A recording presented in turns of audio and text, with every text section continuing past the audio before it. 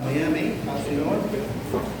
Nesta manhã eu estava um pouquinho apreensivo quando eu cheguei, porque nessa madrugada, na última vez que eu ministrei aqui na ceia, eu me alonguei um pouquinho a mais, acho que foi um pouco mais de 50 minutos de mensagem, e eu não consegui fazer o apelo, eu tive que logo emendar na ceia, e eu estava um pouco preocupado pela madrugada, o Espírito Santo começou a conversar comigo e ele me disse que tão importante quanto ele falar com o povo durante a mensagem, tão importante também é ele ouvi-lo. Então ele colocou essa necessidade no meu coração de fazer aquilo que nós chamamos de apelo, ou eu chamo de momento da decisão. Quando a pessoa ouve a mensagem, quando a pessoa está sendo pregada, lançada, semeada, o Espírito Santo ele pega essa mensagem e começa a trabalhar no coração da pessoa. Ele começa a constranger, ele começa a mostrar onde estão os erros, onde a pessoa deve melhorar, a decisão que a pessoa deve tomar. Mas se a gente não faz aquele momento da decisão, aquilo acaba se perdendo. Então o Espírito Santo ele começou a ministrar no coração que ele queria esse período, que as pessoas tivessem esse período para poder falar com ele, poder abrir o coração e dizer para ele o que eles querem consertar nessa manhã. Eu estava um pouquinho apreensivo, imaginando que o louvor, como o Espírito Santo ele é perfeito, como Deus é perfeito, o louvor terminou até mais cedo do normal, deu até mais cedo, e aí eu estava um pouco apreensivo, porque foi ter 45 mais ou menos, como sempre, eu ia ter que correr bastante, mas Deus prepara todas as coisas, amém? Amém. Essa mensagem que eu vou ministrar nessa manhã, ela já nasceu no meu coração há muito tempo. Eu ministrei aqui, Lucas 19, eu ministrei aqui, Lucas 19 também. Eu queria ministrar essa mensagem quando eu ministrei Lucas 19 aqui. Mas, um dia antes, Deus colocou no meu coração de ministrar a parte final de Lucas 19, quando Jesus, então, ele vai até o templo, ele sobe a Jerusalém, vai até o templo, e é feito um comércio no átrio do templo, onde tem cambistas, animais impuros. Então, eu ministrei aquela mensagem, acho que as pessoas devem lembrar. E no meio daquela mensagem, ou no início da mensagem, eu falei: olha, a mensagem que eu queria ministrar era Lucas 19, mas não era essa, era o início, era Jesus entrando em Jerusalém montado no jumentinho. Então essa mensagem está no meu coração há muito tempo. E eu sempre oro, eu sempre digo aqui também que tem uma ou duas mensagens que eu oro para que Deus permita que eu orava, para que Deus permitisse que eu pregava, e essa era uma das mensagens. Mas de uns 3 meses para cá, Deus tirou isso do meu coração. Deus começou a me mostrar que o importante é o que Ele quer falar e não o que eu quero dizer. E então eu parei de orar dessa forma, para que eu pudesse ministrar essa mensagem. Eu sempre oro pedindo para que Deus ele fale aquilo que Ele quer, que Ele coloque no meu coração aquilo que Ele realmente quer falar e que as pessoas precisam ouvir. E eu acho que quando eu aprendi isso, quando o Espírito Santo me ensinou isso, então Ele trouxe à minha memória essa mensagem e me autorizou a pregar ela. Essa é uma mensagem muito linda, uma mensagem que, para o judeu, aqueles que ainda não acreditam que o Messias já voltou, eles aguardam esse dia ainda com muita apreensão. Mas para nós esse dia já aconteceu. Pode colocar isso. Para nós esse dia já aconteceu. O dia em que Jesus entrou em Jerusalém pela primeira vez, não pela primeira vez como homem físico, mas como Cristo, porque Jesus desde os 12 anos ele já subia a Jerusalém.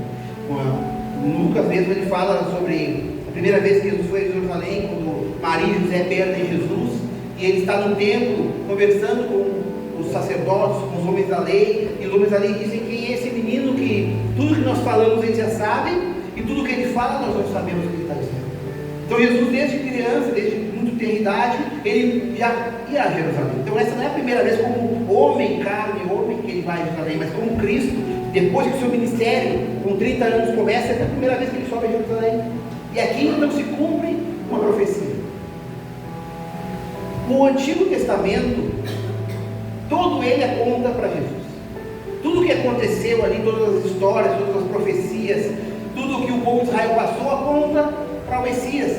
Abraão, quando ele ouve de Deus que ele tem que sacrificar o seu filho, Isaac, remetendo ao sacrifício de Jesus, remetendo a um pai que dá o seu filho. Quando o povo de Israel faz um tabernáculo, olhando de cima, a imagem do tabernáculo, ele é disposto como uma cruz, e o povo de Israel, as tribos, como elas são colocadas em volta do tabernáculo, olhando de cima também, elas fazem formato de uma cruz. Então tudo no Velho Testamento aponta para Cristo. Quando o povo de Israel estava no meio do deserto e eles são picados por cobras, Deus dá uma orientação a Moisés para que ele construa uma cobra de cobre e coloque numa madeira e levante no meio do povo. E cada vez que o povo olhava para aquela cobra, quem estava doente ficava curado. Então também isso remetia à cruz, ao sacrifício de Jesus na cruz. Tudo no Velho Testamento aponta para Jesus. E no Velho Testamento também tem uma profecia que aponta para essa data. Tem um profeta, considerado um dos profetas menores, chamado Zacarias. E no capítulo 9, texto número 2, no capítulo 9, versículo 9, Zacarias, então ele profetiza esse dia. Ele diz: alegra-te muito, ó filho de Sião, exalta, ó filho de Jerusalém. Eis que o teu rei virá a ti, justo e salvador, pobre, e montado sobre um jumento, sobre um asninho, filho de uma jumenta. Então, já havia uma promessa de como Jesus entraria em Jerusalém. Esqueci de ler o texto, não li o texto de Lucas. Estou com a mensagem do texto. Vamos ler o texto de Lucas, primeiro texto. O texto diz assim: e dito isto, ia caminhando adiante, subindo para Jerusalém. E aconteceu que, chegando perto de Betefage e de Betânia, um monte chamado das Oliveiras, mandou 2 dos seus discípulos, dizendo: ide à aldeia que está defronte, e ao entrar achareis preso um jumentinho, em que nenhum homem ainda se assentou, solta-o e traze. E se alguém vos perguntar por que soltais, assim lhes direi: porque o Senhor precisa dele. Vou repetir: porque o Senhor precisa dele. E os que haviam sido mandados acharam como lhes disseram. E quando soltaram o jumentinho, seus outros disseram: por que soltais o jumentinho? E eles responderam: o Senhor precisa dele. Senhor, muito obrigado por esta manhã. Muito obrigado por essa mensagem que o Senhor colocou no meu coração há tanto tempo, e hoje o Senhor me permite ministrá-las. Pai, eu te peço, Pai, mais uma vez, Pai, que não seja a minha voz, mas a tua voz que seja ouvida neste lugar. Eu peço que tu, Pai, fale aos corações, Espírito Santo, tu tens liberdade aqui para falar aos corações, para constranger pessoas, para quebrantar pessoas, para renovar corações, para restaurar a vida, Senhor. Pai, eu oro e consagro essa mensagem, esse diabo, eu te repreendo agora. Tu não tens vez neste lugar, tu não tens autoridade, tu não tens parte conosco. Nós te repreendemos e declaramos a tua derrota em nome de Jesus. Então eu estava falando sobre a profecia. Zacarias, então, ele profetiza esse dia. 400, mais ou menos entre 480 anos antes, foi profetizado esse dia. Até que o dia chegou. Quando eu comecei a ler esse texto, Jesus, então, ele começou a ministrar no meu coração, e em geral isso acontece comigo. Perguntas começam a nascer no meu coração. Eu começo a ler o texto, começo a... por que era dessa forma? Por que escolheram dessa forma? E dessa ministração não foi diferente. Quando eu li que Jesus, ele ia entrar montado em um jumento, nasceu no meu coração: por que o jumento? Uma pergunta. E a forma que o Espírito Santo trata comigo quando ele está me ministrando, ele já entende, ou eu já entendo, que quando a pergunta surge, eu tenho que ir atrás do cavo bem fundo. E quando eu comecei então a cavar bem fundo atrás dessas respostas, por que no Velho Testamento foi profetizado que Jesus entraria num jumento? Jesus é rei dos reis, Senhor dos senhores, o Rei da glória. Por que ele não entraria então num cavalo? Por que ele não entraria num camelo, que era o animal mais valorizado na época? Até hoje o camelo é muito valorizado. Por que ele num jumento? E essa pergunta começou a queimar no meu coração. Jesus poderia, nessa altura, Jesus já tinha feito muitos milagres. Ele já tinha curado o servo do centurião, ele podia muito bem chegar ao centurião. O centurião era um homem que comandava 100 soldados. E o centurião, ele não andava a pé, o centurião sempre andava a cavalo. E o cavalo do centurião era um cavalo que impõe respeito. Quando a gente olha na rua, a gente vê cavalos na rua, a gente vê ali os cavalos puxando carroça, alguns são bem feinhos, bem compridos. Mas quando a gente vê os cavalos, por exemplo, da guarda, da polícia, você vê que eles são diferentes, eles impõem respeito. policial, quando ele está em cima daquele cavalo, ele fica alto, ele fica altivo, você não gosta nem de chegar perto. Se você está muito perto, você olha para cima, porque aquilo impõe respeito. Um rei deveria entrar então montado no cavalo. O cavalo do centurião, ele tinha em torno de 1,80 m. Com o centurião sentado em cima, chegava a 2,30 m a 2,50 m de altura do chão. Impõe muito respeito. Por que Jesus não pediu então o cavalo do centurião? Porque não enviou os discípulos lá e dissessem: olha, lembra que eu curei o teu servo? Eu queria te pedir agora o teu cavalo. Ele podia ter pedido, o centurião teria dado o cavalo. Ele poderia ter pedido a Nicodemos, que nessa altura ele também já tinha conversado com Nicodemos. Podia ter pedido a Nicodemos uma carruagem. Nicodemos tinha várias carruagens. Nicodemos emprestaria uma carruagem e ele entraria com toda a pompa de rei naquele lugar. Por que ele escolheu entrar como montagem no jumento? Isso queimava no meu coração. E aí Deus me levou ao texto, terceiro texto, texto de 1 Coríntios, versículo 27 e 28, onde Deus gosta de mostrar que todo o Velho Testamento aponta para Jesus, mas o jumento ele não aponta para Jesus, o jumento aponta para nós. Então Jesus começa a mostrar que ele escolhe as coisas que não são. Então ele começa a dizer ali: mas Deus escolheu as coisas loucas deste mundo para confundir as sábias, e Deus escolheu as coisas fracas deste mundo para confundir as fortes, e Deus escolheu as coisas insignificantes deste mundo e as desprezíveis e as que não são para aniquilar as que são. Então Deus começou a mostrar no meu coração que aponta para nós.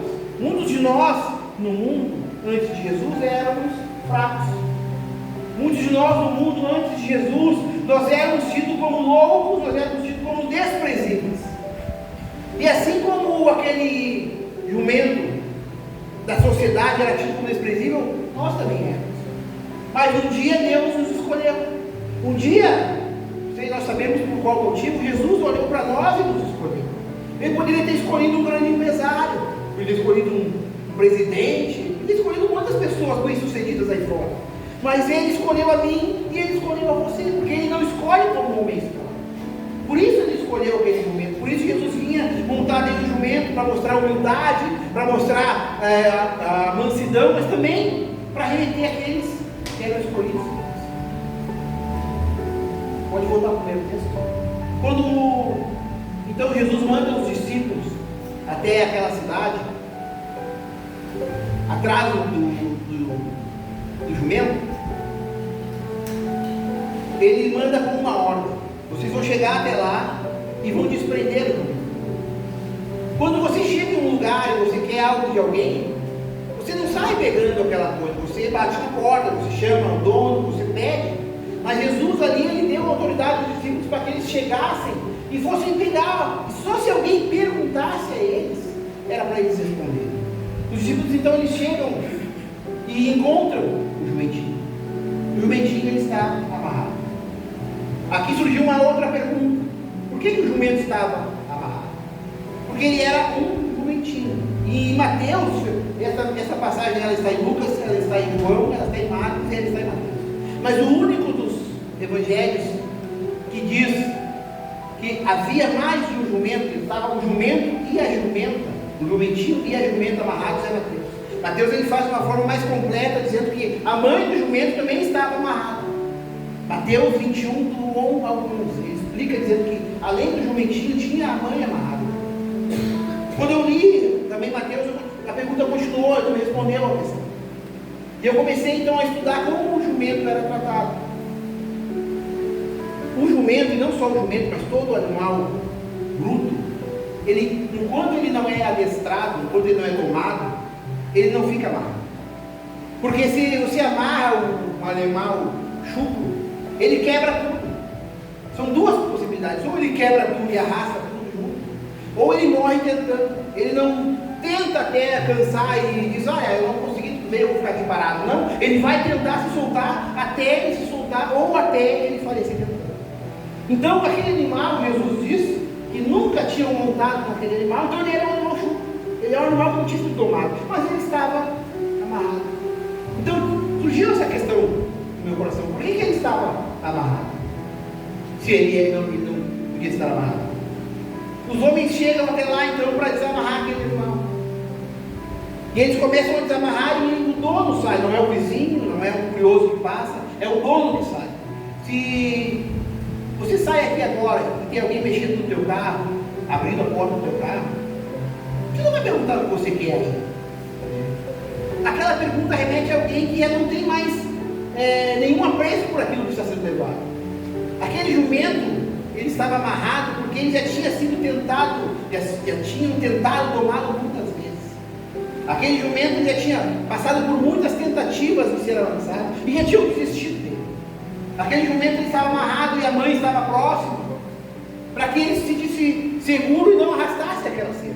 Mas ele já não tinha mais nenhuma esperança de aquele jumento por si ser adestrado. O jumento ele é o animal que tem o maior índice de não conseguirem domá-lo no mundo. 30% dos jumentos no mundo não conseguem ser domados. Porque o jumento ele tem algumas características. Uma das características do jumento é que ele é um trabalhador. Ele aguenta uma carga muito pesada e carrega por muitos quilômetros sem parar. O jumento ele é muito trabalhador. Mas essa é a única característica importante do jumento. Todas as outras características do jumento elas são pejorativas. O jumento é um animal burro. Não, o burro é um animal também. Ele é um animal que não tem inteligência. Ninguém consegue ensinar nada ao jumento. Se você ensina um cachorro a cuidar de alguém, ele cuida. O cachorro, a ser um cão guia, ele aprende. Se você ensina um papagaio, você repete 3 vezes uma palavra, daqui a pouco ele está repetindo também. São animais que têm inteligência. O jumento não aprende nada. Ele não tem inteligência nenhuma. Então é uma característica do jumento. O jumento ele é um animal teimoso. Se o jumento ele tomar uma decisão, ele decidir algo, ninguém tira aquilo da cabeça. Ninguém faz ele voltar atrás, nem convence ele de algo contrário. O jumento é um animal que empaca. Mesmo quando ele toma uma decisão correta, do nada, no meio do caminho, ele pode empacar e não sair mais dali. E como diz o ditado aí fora, nem Cristo te tirar do lugar. Não tem como, ele empaca e não sai dali. Você não sabe o porquê ele parou, simplesmente ele parou. Então o jumento ele tem muitas características pejorativas. E esse jumento entrou na classe daqueles que não foram domados, estava amarrado. Então, quando aqueles homens chegaram ali e tentaram pegar aquele jumento, a reação esperada do jumento é que ele agredisse aqueles homens, que ele chutasse aqueles homens, que ele fosse rude com eles. Mas o jumento ele está ali parado, os homens estão desamarrando. Então sai o dono e pergunta: o que vocês querem com ele? E os discípulos respondem aquilo que Jesus disse: porque o Senhor precisa dele. Quando eu li essa frase, porque o Senhor precisa dele, e já entendendo que o jumento remetia a nós, eu entendi que muitos de nós também estávamos amarrados. Muitos de nós eram pessoas que ninguém já dava mais nada. Ninguém mais ajudava, ninguém mais domava, ninguém mais se preocupava, já tinham desistido de muitos de nós lá fora. Estávamos amarrados em algum lugar. A sociedade continuava a sua vida, as pessoas continuavam a sua vida, mas nós éramos aqueles esquecidos lá no campo. Alguns eram viciados, alguns eram do crime, alguns eram da prostituição, alguns simplesmente eram vagabundos, mas todos estavam esquecidos de alguma forma. Mas Jesus mandou nos chamar. Um dia Jesus mandou alguém no lugar onde você estava amarrado, porque Ele precisa de você. Sabe quando eu li que Jesus precisava do jumento? Eu não entendi muito bem, porque eu sempre ouvi que Jesus não precisa de nós, nós é que precisamos dele. Mas aqui Jesus deixou bem claro: diga, porque o Senhor precisa dele. E como o jumento remete a nós, eu comecei a entender que Jesus precisa de nós, mas eu sempre entendi de outra forma. E aí quando eu comecei a orar e o Espírito Santo começou a ministrar o coração, ele disse: olha a diferença entre precisar e depender. Jesus não depende de mim para nada. Ele não depende que eu estivesse aqui nesta manhã. Se eu não estivesse aqui para ministrar, o apóstolo podia estar ministrando, o Gabriel podia estar ministrando, entendeu? Ele não depende de mim para que as coisas aconteçam, mas ele precisa de mim. Ele precisa de você. E ele, como ele precisava daquele jumento. Jesus, ele precisa de você. Às vezes você pode pensar que você é alguém que não tem valor, que você é alguém que passa despercebido por onde você entra. Você no trabalho, você na escola, você na faculdade, onde você vai, parece que ninguém precisa de você, parece que você é alguém que não tem valor nenhum naquele local. Mas nesta manhã, uma das coisas que o Espírito Santo queria que eu falasse para você é que ele precisa de você, que ele conta contigo. Ele tem um propósito na tua vida, assim como ele tinha um propósito na minha vida. Quando eu voltei para Jesus, eu também não sabia o que ele tinha, qual era o propósito, o que ele queria de mim, mas eu sabia que ele tinha me trago de volta. Aí no final de um domingo, no final de um culto, a apóstola me levou ali no canto ali e disse que algumas semanas atrás ela tinha tido uma visão comigo pregando a princípio, e que ela queria que eu começasse a ministrar. Eu disse, não, tudo bem, eu venho ministrando meu coração, realmente tem algumas mensagens que ele tem que dar. Mas aí ela me surpreendeu, porque ela disse assim, pode ser quarta-feira. Era domingo. Ela disse, pode ser quarta-feira. E eu disse, eu disse, não pode. Mas depois disso eu fiquei totalmente apreensivo, totalmente com medo. É natural. Eu nunca tinha feito aquilo. Não sabia nem por onde começar. Não fazia ideia. Mas agora, Jesus mandou um discípulo dizer que precisava de mim. Jesus mandou a apóstolo dizer que ele precisava de mim. E quando chegou então na terça-feira à noite, eu cheguei a pegar o telefone para ligar para a porta e dizer que não ia nem vir. Cheguei a pegar o telefone para dizer para ela, eu não vou nem vir. Mas aí, quando eu peguei o telefone, o Espírito Santo falou assim no meu coração. Eu até falei com a pastora Vanessa, que no dia que ela foi consagrada, eu botei isso para ela. O Espírito Santo falou com o meu coração assim, quando tu começar, eu começo também. Sabe, irmão, eu quero dizer isso para você nessa manhã. Quando você começar, ele começa também uma obra da tua vida. Mas você tem que começar, porque ele precisa de você. Pessoas precisam de você. Mas é uma decisão que você tem que tomar.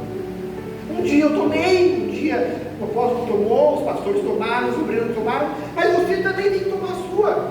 Há um projeto para a tua vida, há um propósito para a tua vida, que só vai ser cumprido no dia que você entender isso, que Deus precisa de você para ele se cumprir.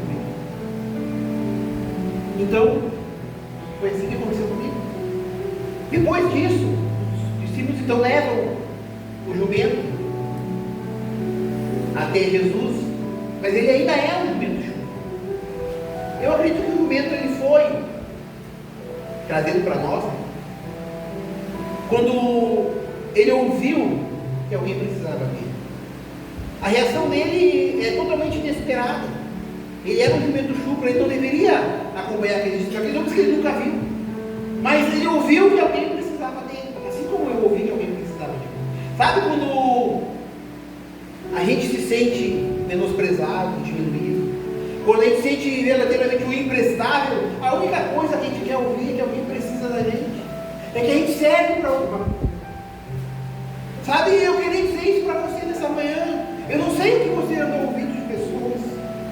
Eu não sei o que pessoas andam falando para você. Às vezes, de repente, o teu marido, a tua esposa, o teu filho, o teu pai.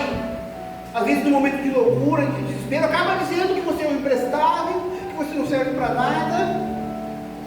Mas Jesus, ele quer dizer para você, sabe como que ele precisa de você? Mesmo que pareça que você é só um jumentinho que ninguém quer mais, ele quer. Ele continua precisando de você. Quando o jumento então chega de Jesus, eles colocam então aquela capa em cima do jumento e Jesus monta o jumento. E o jumento então ele segue até Jerusalém. Quando esse jumento ele chega às portas de Jerusalém, com o uso montado nele, até ali está tudo tranquilo, está tudo bem. Só que ele ainda é um jumento chucro.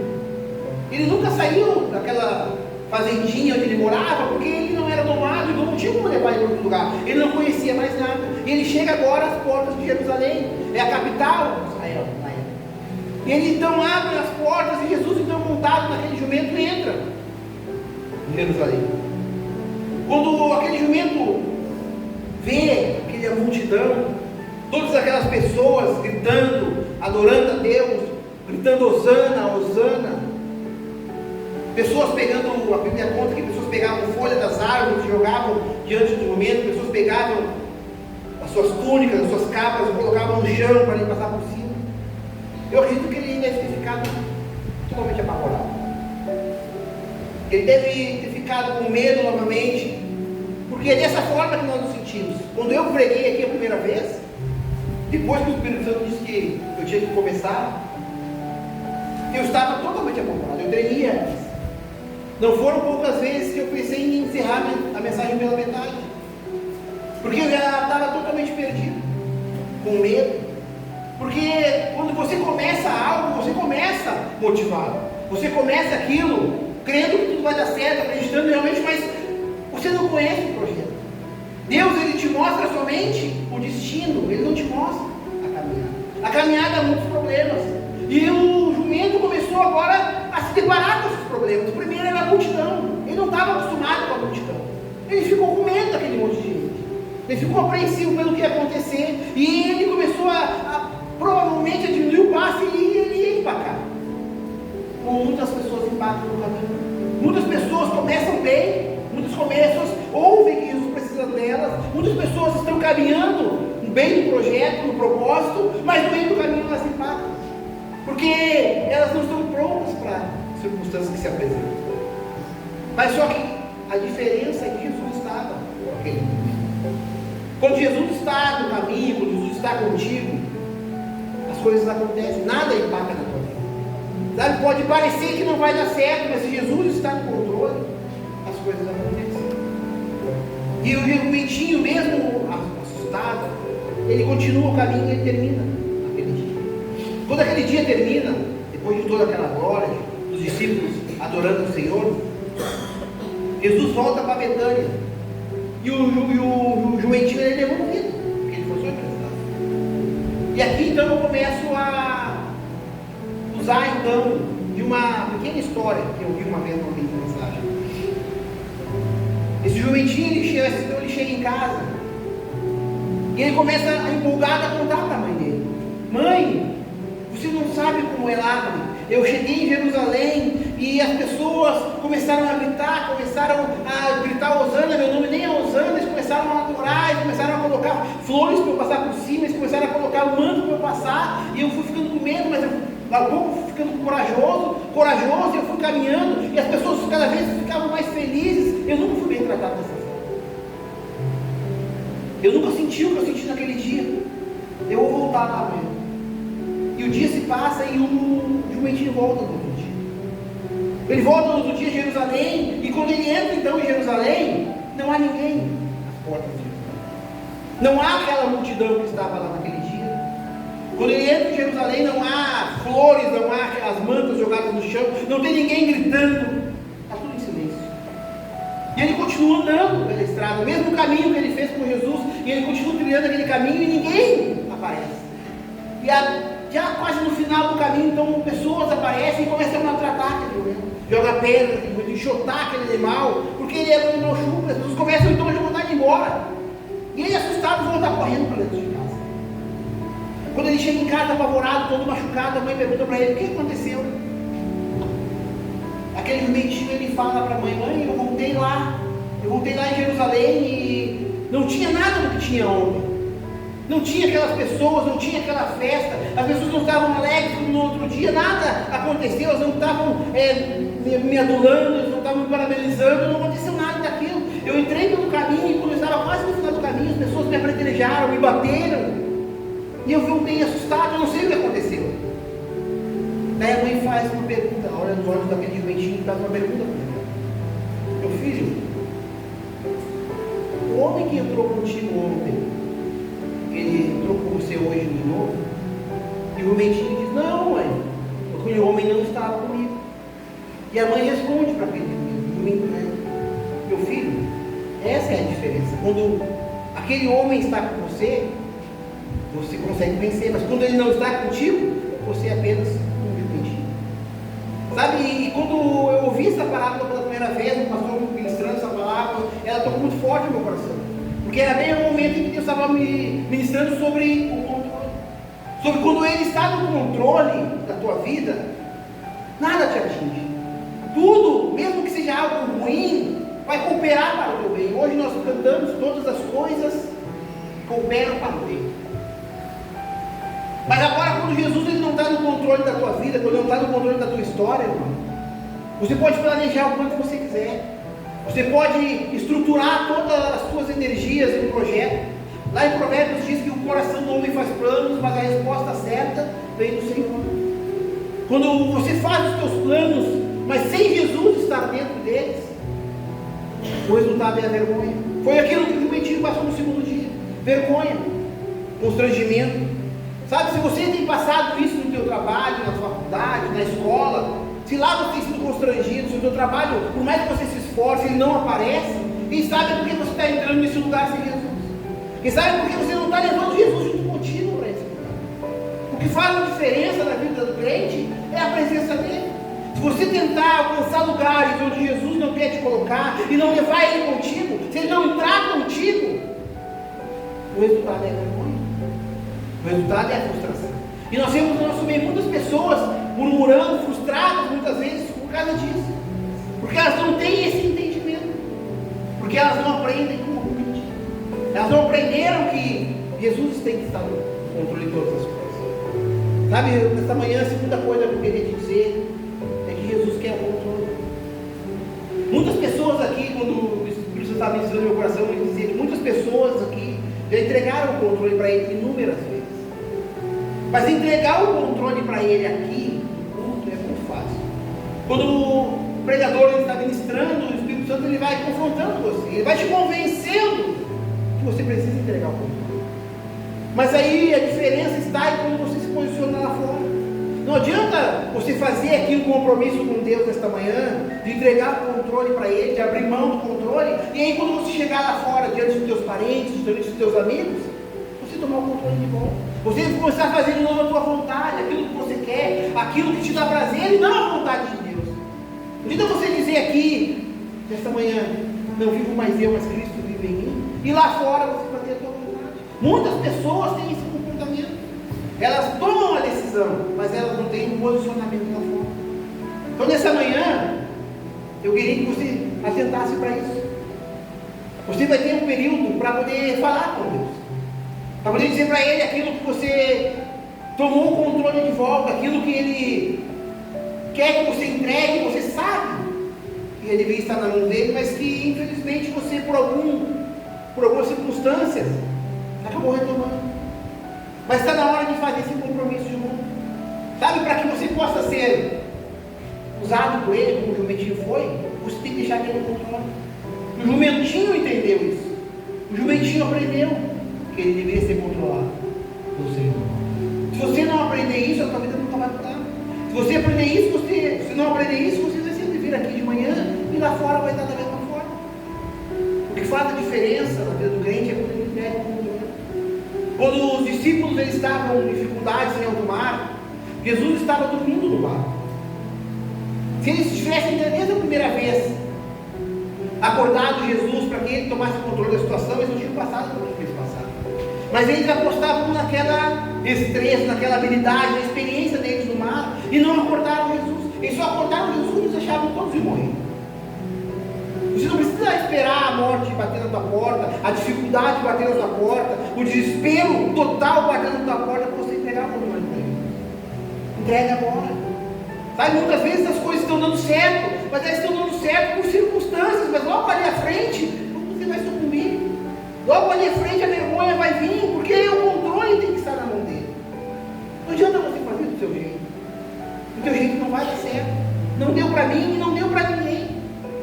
Você pode estar usufruindo nesse momento vitórias circunstanciais, mas quando a prova de verdade chegar, se Deus não estiver no controle do teu lado, se Deus não estiver montado em você como um jumentinho, você vai sucumbir, a vergonha vai acontecer. Sabe, então nessa manhã você vai ter essa oportunidade de refazer essa aliança. É uma manhã de aliança. A ceia é uma aliança, até que ele venha. Mas existem várias alianças que o homem faz com Deus, e uma delas é abrir mão do controle. Nessa manhã eu quero te convidar a falar com Ele. Sabe, fala com Deus, Deus, aquilo que eu tenho te pedido, nessa manhã eu entendi por que não tem acontecido. Porque eu tenho tentado do meu jeito, porque eu tenho batido nas portas com a minha força. Mas eu quero descansar, eu quero entregar uma coisa para ti.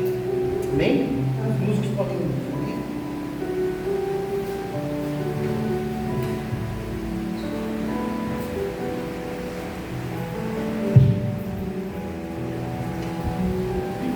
Não há vitórias se Jesus não estiver no controle. Ninguém consegue chegar do outro lado da margem se Jesus não estiver no controle. A única forma de se chegar do outro lado da margem e alcançar a vitória é com Jesus no controle.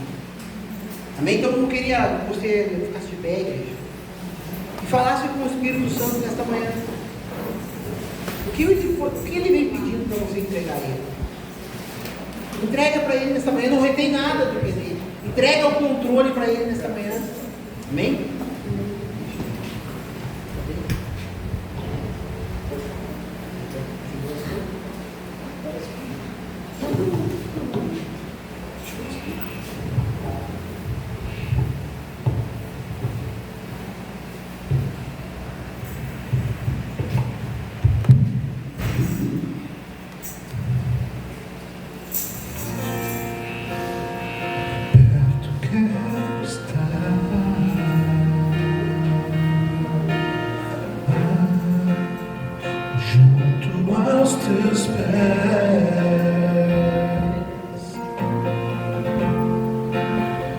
Pois prazer maior não há que me render e te adorar.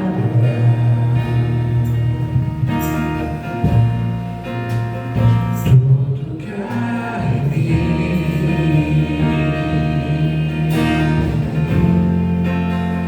quero te ofertar.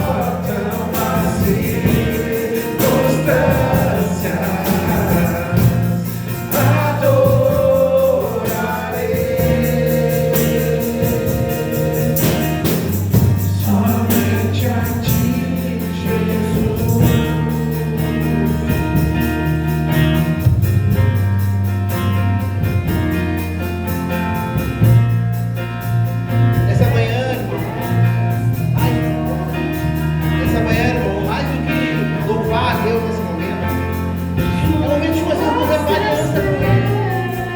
Deus quer ouvir a tua voz. Ele quer ouvir você entregando para Ele aquilo que você não é só um momento de adoração. Você já adorou nesta manhã. Esse é o momento de refazer a aliança. Ele quer que você entregue para Ele novamente. Fale com Ele, abre por favor de Deus. Eu quero te entregar o controle novamente. Eu queria diferente a presença do Espírito Santo neste lugar. Fala com Ele. Ele quer ouvir a tua voz. Esse é o momento que você é. Primeiro Ele fala, depois Ele quer te ouvir, amém?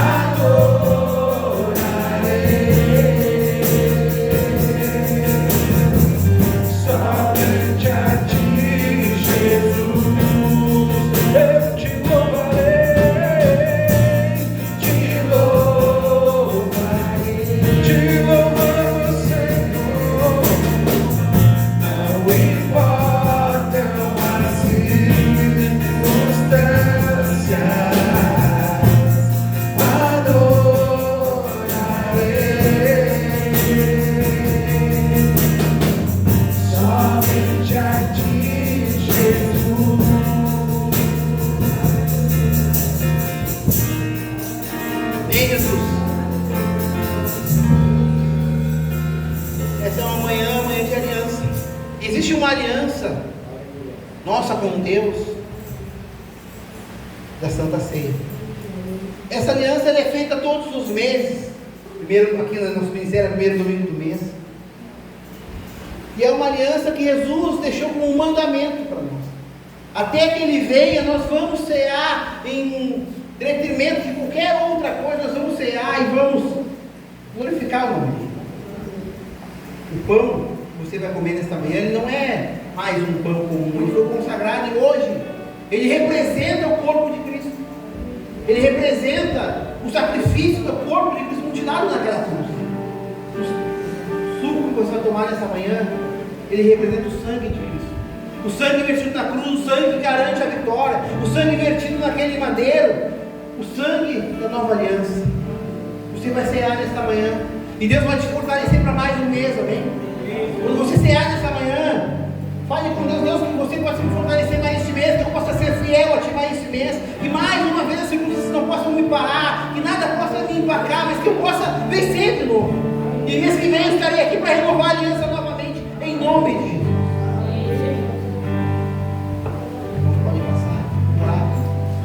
Senhor, eu oro pelo pão, consagro ele a ti nesta manhã, Senhor. Senhor, este aqui, Pai, é um pão comum, mas Pai, ele representa o teu corpo. E em nome de Jesus consagramos ele neste momento, te pedindo que ele seja fortalecimento para este mês, que ele seja, Pai, um pão espiritual, um alimento espiritual para nossas vidas. Consagramos este pão neste momento em nome de Jesus. Senhor, eu também consagro este suco. Consagro ele, Pai, representando o teu sangue, o sacrifício na cruz, o sangue vertido naquela cruz, o sangue que garante a vitória. Senhor, que ao beber deste suco, Pai, ele possa limpar nosso coração, ele possa nos fortalecer